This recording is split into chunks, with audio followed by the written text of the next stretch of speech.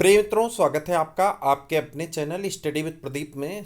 दोस्तों, आज हम लोग चर्चा करने वाले हैं एग्जाम पॉइंट 12 की, यानी 12 नंबर के एग्जाम पॉइंट पे हम लोग चर्चा करने वाले हैं। इसके पहले आप प्लेलिस्ट में जाएंगे तो प्लेलिस्ट में आपके सभी एग्जाम पॉइंट्स को लगा दिया गया, जहां पे बीपीएससी, यूपी, टीजीटी, पीजीटी करके लिखा गया है। आप सब लोग जानते हैं कि जो सिलेबस है वह सिलेबस लगभग हर राज्य का सिमिलर है।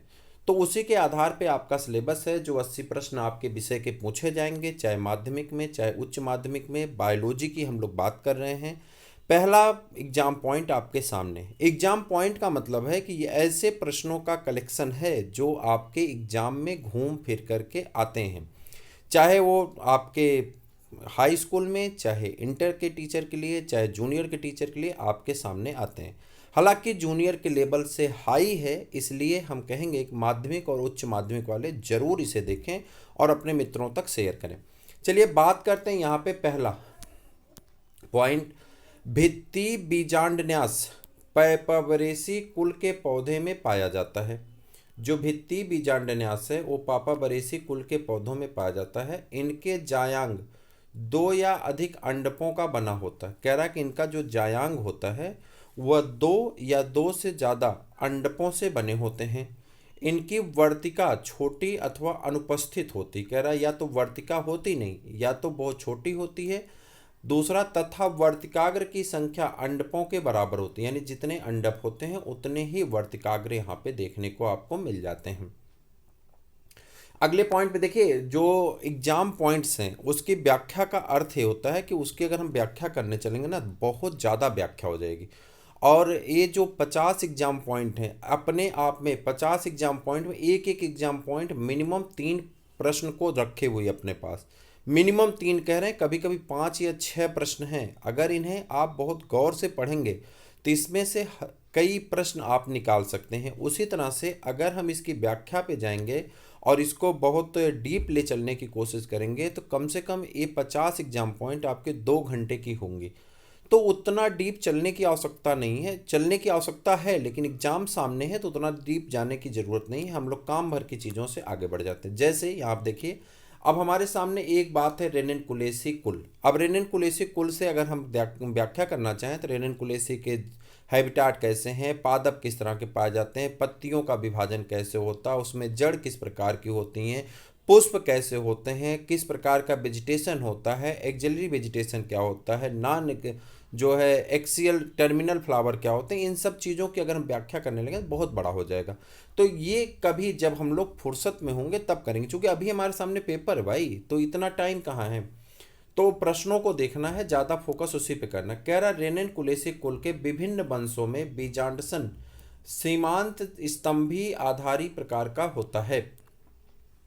बीजांड में बीजांडों के विन्यसित होने का क्रम बीजांडसन कहलाता है। मुक्त स्तंभी बीजांडसन बहुअंडपी एक कोष्ठी अंडाशय में पाया जाता है। कह रहा है कि जो ये बीजांडसन होते हैं, कह रहा है कि ये मुक्त होते हैं और ये एक अंडपी होते हैं। एक बहुअंडपी एक अंडपी अंडाशय में पाए जाते हैं। इनमें बीजांड केंद्रीय अक्ष पर चारों ओर लगे रहते हैं। केंद्रीय अक्ष का संबंध अंडाशय भित्ति से नहीं होता। कह रहा केंद्रीय अक्ष का संबंध अंडाशय भित्ति से नहीं होता। मुक्त स्तंभी बीजांडसन कैरियोफाइलेसी, मुक्त अंडपी बीजांडसन कैरियोफाइलेसी कुल का एक विशेष लक्षण है। कह रहा मुक्त अंडपी बीजांडसन कैरियोफाइलेसी कुल का एक विशेष लक्षण होता है। सेब, सेब द्विबीजपत्री पौधा होता है। यह रोजेसी कुल से संबंधित है। कह रहा सेब जो है यह द्विबीजपत्री पौधा है और यह रोजेसी कुल से संबंधित होता है। पामी, पामी कुल का वैकल्पिक नाम एरिकेसी है। पामी कुल का वैकल्पिक नाम एरिकेसी है। इस कुल में लगभग 217 वंश, कह रहा पामी कुल में लगभग 217 वंश और 2500 जातियां हैं। पामी कुल में कुल कितने 217 वंश और लगभग 2500 जातियां हैं, जो विश्व के उष्णकटिबंधी तथा उपोष्ण क्षेत्रों में वितरित हैं। भारत में इस कुल की 28 वंश 93 जातियां पाई जाती हैं। Cocos nucifera, Phoenix dactylifera, Areca catechu अर्थात सुपारी, योम कैलामस रोटेंग इस कुल का सामान्य उदाहरण होता है। मोनोकाट एक बीजपत्री समपुष्पक पौधों का एक समूह है जिनके बीजों में एक ही बीजपत्र होता है। मोनोकाट में जैसे गेहूं है, धान है, आपका बाजरा है और गन्ना है, मक्का है, ठीक है, केला, ये सभी में एक ही काटिलिडन पाए जाते हैं। पैरेलल बिनेशन की पत्ती पाई जाती है। लकड़ी के जो जाइलम फ्लोएम होते हैं स्कैटर्ड पाए जाते हैं। अनेक प्रकार के एक बीजपत्री के लक्षण हमने आपको भेजे हैं। आपको हमने पीडीएफ भेजा, उसमें हमने अनेक प्रकार के लक्षण आपको भेज रखे हैं। समपुष्पक पौधों का एक समूह है जिनके बीजों में एक ही बीजपत्र होता है। प्रमुख एक बीजपत्री पौधे जैसे कि पामी या एरेकेसी, पोएसी, ग्रेमिनी, म्यूजेसी और यहाँ पे जेंजेबरेसी, ये सभी फैमिलियाँ जो हैं, इनके कुल जो हैं, ये सभी किससे संबंधित है? एक बीजपत्री पौधों से संबंधित होती हैं। बीट सुगर चुकंदर के पौधे से प्राप्त होता है। बीट शुगर, जो बीट यानी बीट रूट से जो प्राप्त की जाती शुगर, वो कहाँ से प्राप्त होती है? चुकंदर के पौधे से प्राप्त किया जाता है। इसका वानस्पतिक नाम, जो बीट शुगर यानी चुकंदर है, उसका वानस्पतिक नाम क्या होता है? बीटा वल्गैरिस है। यह अमरेंथेसी फैमिली का सदस्य होता है। इससे प्राप्त शर्करा अर्थात बीट शुगर में sodium, potassium, phosphorus, chlorine, iodine तथा महत्वपूर्ण विटामिन आदि पाए जाते हैं। चुकंदर में गुर्दे और पित्ताशय को साफ करने के प्राकृतिक गुण होते हैं। सैक्रम ऑफिसिनेरम कल हमने आपको कई बार बताया था, गन्ने का वानस्पतिक नाम होता है। गन्ना जिससे शुगर आप बनाते हैं। आप एक कमेंट करके बताइए, कल हमने बताया था कि गन्ने के जूस में किस प्रकार की शर्करा पाई जाती है और उस शर्करा का नाम भी आपको लिखना है। गन्ने के शुगर में यानी गन्ने का जो जूस होता है उसमें किस प्रकार की शर्करा पाई जाती है और उसका नाम भी आपको लिख करके बताना है। आगे बढ़ जाते हैं, अगला प्रश्न आपके सामने। चुकंदर में शर्करा का संचयन फूली हुई जड़ों में सुक्रोज के रूप में होता है। गन्ने में भी सुक्रोज के रूप में होता है और चुकंदर की जड़ों में भी जो शर्करा होती है वो किस रूप में होती है? सुक्रोज के रूप में पाई जाती हैं। ठीक, उसके बाद आ जाते हैं, इसमें शर्करा की मात्रा 5 से 20% तक होती है। शरीफा फल आप सब लोग खाए होंगे, अगर नहीं खाए होंगे तो खाइएगा, खट्टा खट्टा लगता है, अच्छा फल लगता है शरीफा फल, और इसे खाया जाता है, ज़्यादातर लोग खाए होंगे। शरीफा का फल एक पुंज फल होता है। यह बेरी का पुंज कहलाता है। अच्छा, कुछ लोग इसे कहते हैं जहरीला होता, नहीं, इसको पता नहीं, इसे छिल उल के तो बेचते हैं मार्केट में हमारे यहाँ, तो पता नहीं आपके यहाँ मिलता है कि नहीं। शरीफा नाम से बेचते हैं, पता नहीं कुछ और खिला देते हो, ऐसे शरीफा नाम से ही बेचते हैं। मैंने तो पौधा नहीं देखा है, फल को देखा है, लोग खाते हैं, खट्टा खट्टा लगता है, नमक वमक डाल के खाते हैं लोग, अच्छा लगता है, थोड़ा सा मतलब टेस्ट बदलने के लिए है। उसके बाद सायंथम, कूट चक्रक तथा स्पाइकलेट पुष्पक्रम क्रमशः यूफारबिएसी, लेमिलेसी तथा ग्रेमिनी कुल में पाए जाते हैं, जबकि युग्मक शाखी ससीमाक्ष कैरियोफिलेसी कुल में पाया जाता है। मालवेसी कुल के पुष्प विभिन्न प्रकार के पुष्पक्रमों से विन्यासित होते हैं। जायांग नाभिक वर्तिका या गाइनोबेसिक स्टाइल लेबिएटी या लेमिएसी, कह रहा है कि गाइनोबेसिक स्टाइल लेबिएटी या लेमिएसी कुल का विशिष्ट लक्षण होता है, लेकिन अतिरिक्त यह बोरेगो ऑफिसिनेली, सिम्फाइटम ऑफिसिनेली आदि इसके अंतर्गत आते हैं। मुंडक पुष्पक्रम कंपोजिटी कुल का विशिष्ट लक्षण प्रदर्शित करता है। कह रहा जो मुंडक पुष्पक्रम होते हैं ये जो हैं क्या करता है? कंपोजिटी कुल का विशिष्ट लक्षण प्रदर्शित करता है। ये प्रायः असीमाक्षी, समशिख अथवा मुंडकों में विन्यासित होते हैं। प्रत्येक मुंडक में पुष्पकों की संख्या कूट या अधिक होती है। द्विवर्त पुंकेसरी अवस्था कैरियोफाइलेसी कुल में पाया जाता है। इसमें बाह्य चक्र के पुंकेसर दलपत्रों के सम्मुख तथा आंतरिक चक्र के पुंकेसर दलपत्रों के एकांतर में होते हैं। कैरियोफिलेसी कुल में यह दशा वास्तविक न होकर के आभासी होती है।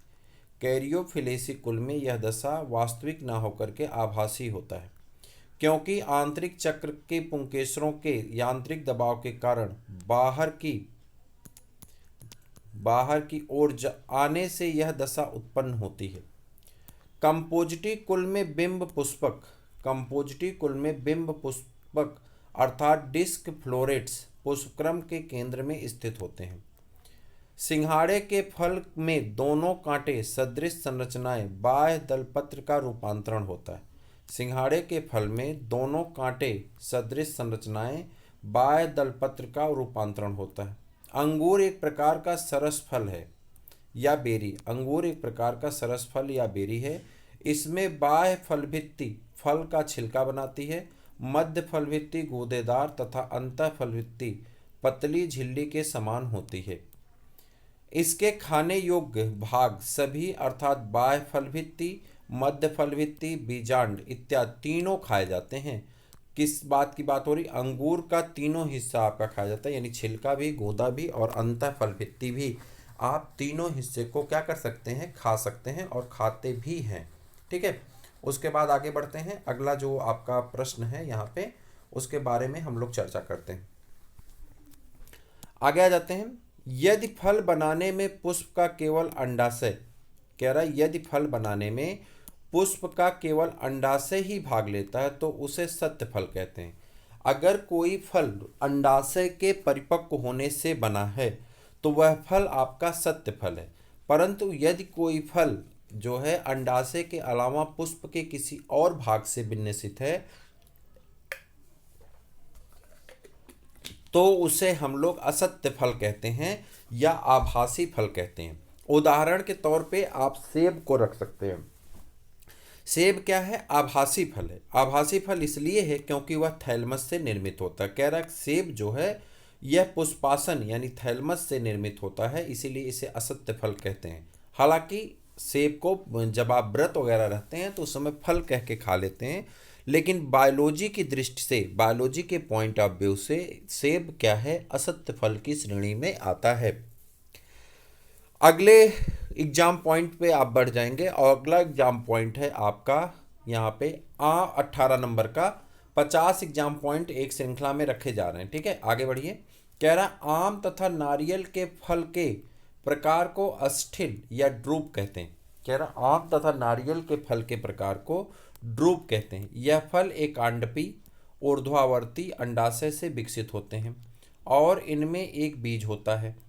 आम की फलभित्ति बाह्य फलभित्ति गूदेदार एवं खाने योग्य मध्य फलभित्ति तथा खाने योग्य मध्य फलभित्ति तथा कठोर अंतः फलभित्ति से विभक्त होती है। नारियल मध्य फलभित्ति तंतुमयी होता है। कह रहा है कि इसका जो मध्य फलभित्ति होता है नारियल का, वो क्या होता है? तंतुमयी होता है, यानी रेशेदार होता है। बीबी पेरी क्या होता है? आप जानिए, पहले जंतु का जानिए। एक होता 3 तरह के एनिमल के बारे में आप सब पढ़े होंगे। एक को कहते हैं बीबी पैरस। बेबी पैरस मतलब ऐसे एनिमल जो बच्चे को जन्म देते हैं। ओबी पैरस ऐसे जानवर जो अंडे को जन्म देते हैं। और ओबो बीबी पैरस ऐसे जानवर ना तो अंडे को जन्म देते हो ना ही मैच्योर बच्चे को जन्म देते हो, ऐसे जानवर को ओबो बीबी पैरस कहते हैं। उदाहरण तौर पे कंगारू। कह रहा बीबी पेरी पौधे में इसका क्या अर्थ है ये बताना है। कह रहा बीबी पेरी का अर्थ है, बीबी पेरी पौधे की बात कर रहा है।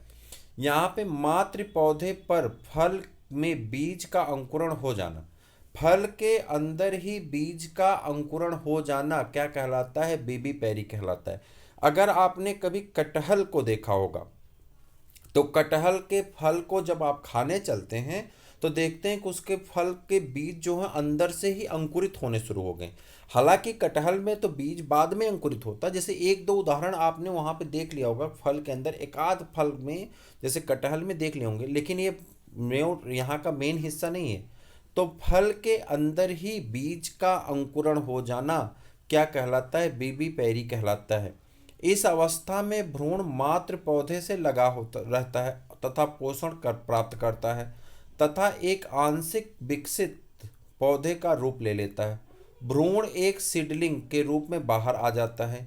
इस कुछ दिनों के पश्चात टूटकर नीचे कीचड़ में गिर जाता है और वहां स्थित होकर के एक नए पौधे को बना लेता है। ये मुख्य रूप से किस में पाया जाता है? मैंग्रोव वेजिटेशन में पाया जाता है। यानी जो मैंग्रोव वनस्पतियां होती हैं उसमें इस तरह के लक्षण देखे जाते हैं, बीबी पैरी के लक्षण देखे जाते हैं। वनस्पतियों में होने वाली एक विशेष प्रकार की अंकुरण प्रक्रिया है लायना। लायना उन पौधों को कहते हैं जिसमें तना कठोर तथा काष्ठी होता है। यह दूसरे पौधों के चारों ओर ऊपरी रो होता है। सिरेटोफिलम एक पूर्ण रूप से जलमग्न आवृतबीजी पौधा है। सिरेटोफिलम एक पूर्ण रूप से जलमग्न आवृतबीजी पौधा है। यह सूखे वातावरण को सहन करने की में अक्षम है। कह रहा है यह सूखे वातावरण को सहन करने में अक्षम है। इनमें जड़ का अभाव होता है, लेकिन कभी कभी इसकी पत्तियां जड़ के समान संरचना में परिवर्तित हो जाती हैं, जो पौधों को तल से संबंध रखती हैं। कारकोरस कैप्सुलेरिस तथा कारकोरस ओलेटोरियस कारकोरस कैप्सुलेरिस तथा कारकोरस ओलेटोरियस से जूट रेशा प्राप्त किया जाता है। इसमें बोरे, रस्सी, कालीन आदि बनाई जाती है। इसकी सहायता से क्या बनाते हैं? बोरे, रस्सी, कालीन आदि बनाए जाते हैं। आगे आ जाएंगे। कह रहा है कि कारकोरस ओलिटोरिस से टोक्सा जूट प्राप्त होती है। आर्थिक दृष्टि से ग्रैमिनी वनस्पति जगत का सबसे महत्वपूर्ण कुल है। कह रहा आर्थिक दृष्टि से ग्रैमिनी वनस्पति जगत का सबसे महत्वपूर्ण कुल होता है। ठीक। कुछ पौधों में बाह्यदल एवं दल में अंतर नहीं किया जा सकता। कुछ पौधों में बाह्यदल एवं दल में अंतर नहीं किया जा सकता।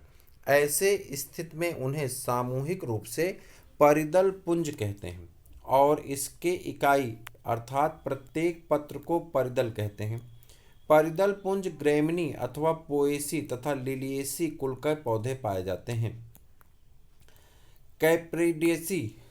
कैप्रिडेसी कुल का एक विशेषता है कि दलपुंज पुंकेसर के मध्य एक पूर्व विकसित होता है जिसे एंड्रोफोर कहते हैं तथा पुंकेसर और जायांग के मध्य विकसित होने वाले पर्व को गायनोफोर कहते हैं।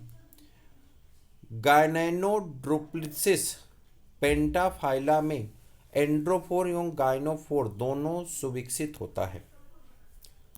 एक बीजधारी कैरियोप्सिस फल पोएसी अर्थात ग्रैमिनी कुल के सदस्य में पाया जाता है। एक बीजधारी कैरियोप्सिस फल पोएसी अर्थात ग्रैमिनी कुल के सदस्य में पाया जाता है। इसकी फलभित्ति बीजावरण के साथ संलयित रहती है। यह इस कुल का अभिलाक्षणिक लक्षण है, जैसे गेहूं, मक्का, बाजरा आदि। गेहूं का फल कैरियोप्सिस कहलाता है। गेहूं का वानस्पतिक नाम ट्रिटिकम एस्टिबम है। गेहूं का वानस्पतिक नाम क्या है? ट्रिटिकम एस्टिबम है। यह पोएसी या ग्रैमिनी कुल का पौधा होता है। कह रहा है यह पोएसी या ग्रैमिनी कुल का पौधा होता है। फ्रेगेरिया रोजेसी कुल का पौधा है जिसे सामान्यतः स्ट्रॉबेरी के नाम से जानते हैं। फ्रेगेरिया रोजेसी कुल का पौधा है जिसे सामान्यतः स्ट्रॉबेरी के नाम से जानते हैं। इसके फल को एकीन का पुंज कहते हैं, जिसमें छोटे छोटे एकीन गूदेदार पुष्पासन में धंसे रहते हैं। पुष्पासन पकने पर लाल हो जाता है। इसका आधा खाने योग्य भाग मांसल पुष्पासन कहलाता है। क्लिओम की कुछ जातियों जैसे कि क्लिओम गायनेंड्रा में दलपत्र व पुंकेसरों के मध्य पुष्पाक्ष दीर्घित होकर के पुमंगधर का निर्माण करते हैं। जिससे पुमंगधर ऊपर उठे हुए रहते हैं। सामान्यतः दलपत्रों व पुंकेसरों के बीच एक बिंब पाई जाती है। क्लियोम टेंट्रेडा में केवल 4 पुंकेसर होते हैं, जबकि क्लियोम की अन्य जातियों के पुंकेसरों की संख्या 6 होती है। बहोनिया का पौधा सिजेल पिनेसी, कह रहा बहोनिया का पौधा सिजेल पिनेसी कुल का प्रमुख उपकुल का प्रमुख उदाहरण है। बहोनिया वेरिगेटा जिसे कचनार कहते हैं, बहोनिया वेरिगेटा जिसे कचनार कहते हैं, तथा बहोनिया परप्यूरिया की पुष्प कलिकाएं सब्जी व अचार बनाने का काम आती हैं। कचनार सजावटी पौधों के रूप में भी उपयोग होते हैं। बहोनिया की कुल अन्य जातियों की छाल से उच्च कोटि का टैनिंग प्राप्त किया जाता है, जो चर्म रंगाई और चर्म शोधन के काम आता है। परणाभ स्तंभ तने का रूपांतरण है, जिसे तना एक चपटे मांसल जिसमें तना एक चपटे मांसल तथा हरे पत्ती जैसी संरचना में परिवर्तित हो जाता है और प्रकाश संश्लेषण का कार्य करने लगता है। यह भोजन भी ग्रहण करता है। पर्णावृंत पत्ती के पेटियोल का रूपांतरण होता है, जिसमें लैमिना की अनुपस्थिति में पेक्टियोल पत्ती की तरह की संरचना में परिवर्तित हो जाता है। यदि पत्रक पर्णवृंत के शीर्ष पर जुड़े होते हैं तो ऐसी पत्तियां हस्ताकार संयुक्त पत्ती कहलाती है।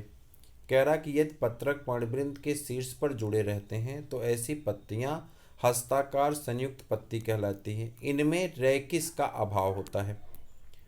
तने व शाखा की पर्व संधियों पर पत्तियां एक विशिष्ट क्रम में लगी होती हैं। इस क्रम को पर्णविन्यास कहते हैं। प्रवालाभ जड़ें एपोजियोट्रॉपिक अर्थात ऋणात्मक गुरुत्वानुवर्ती स्वभाव की होती हैं। ये जड़ें साइकस में पाई जाती हैं। ये जड़ें मृदा की सतह पर होती हैं तथा सामान्य मूसला जड़ों की शाखाओं से निकलती हैं। ये द्विशाखित होती हैं। इन जड़ों में कुछ नीली हरी शैवाल सहजीवी रूप में रहती हैं और नाइट्रोजन स्थिरीकरण का कार्य करती हैं।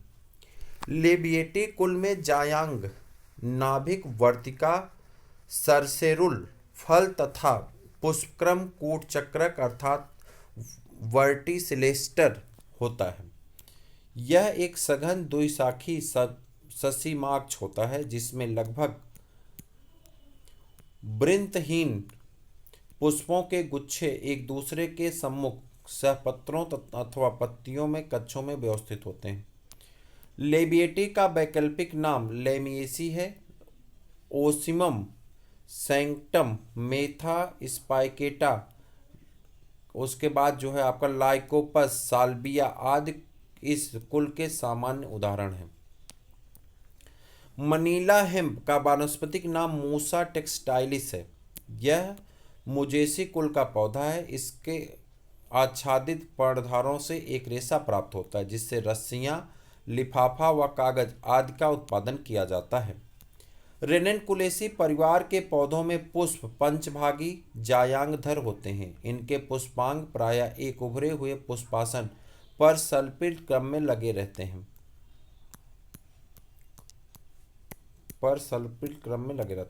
तो मित्रों, आज की इस एग्जाम पॉइंट में टोटल आपके 38 एग्जाम पॉइंट थे। कहने का अर्थ है कि एंजियोस्पर्म में अगर आप देखें तो अभी तक हमने 50 और 38 यानी टोटल अगर कर दें 138 एग्जाम पॉइंट को किया है।